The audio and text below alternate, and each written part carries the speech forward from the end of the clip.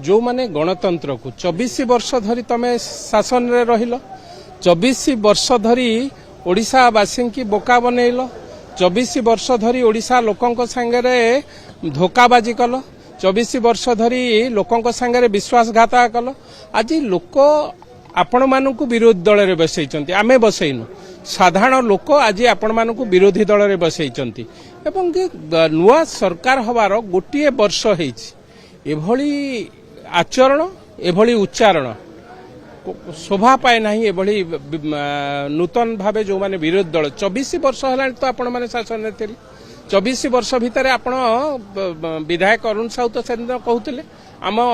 Party चंचु खोलु नथिला कहीं आपण माने चंचु खोलु नथिला कहा प्रेसर रे आपण माने पार्टी चुप करके बसतिले आज जेतेबेले लोकंक सरकार आसीची साधारण लोक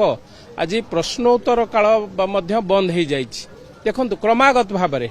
गोटे दिन विधानसभा चलिले पाखापाखि 70 लाख टका खर्च होउछि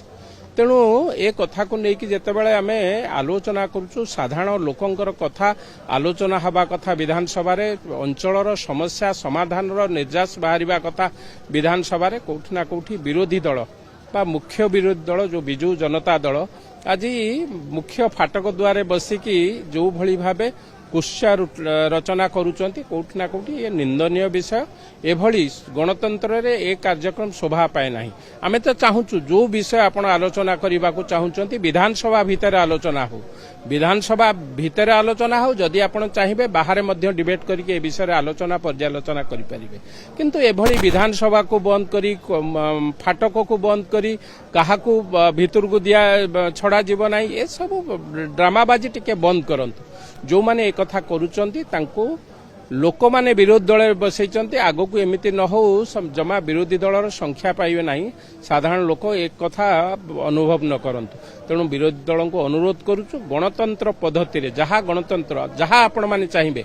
आलोचना हो विधानसभा रे बाहर मध्य आलोचना करिया पय हमें प्रस्तुत अछु तेणु आलोचना को आसंतु आलोचना माध्यम रे सब किछि संभव एभली अगणतांत्रिक उपाय ए कार्य कले लोक आपण मानकु पुणी दूर को ठेल दे।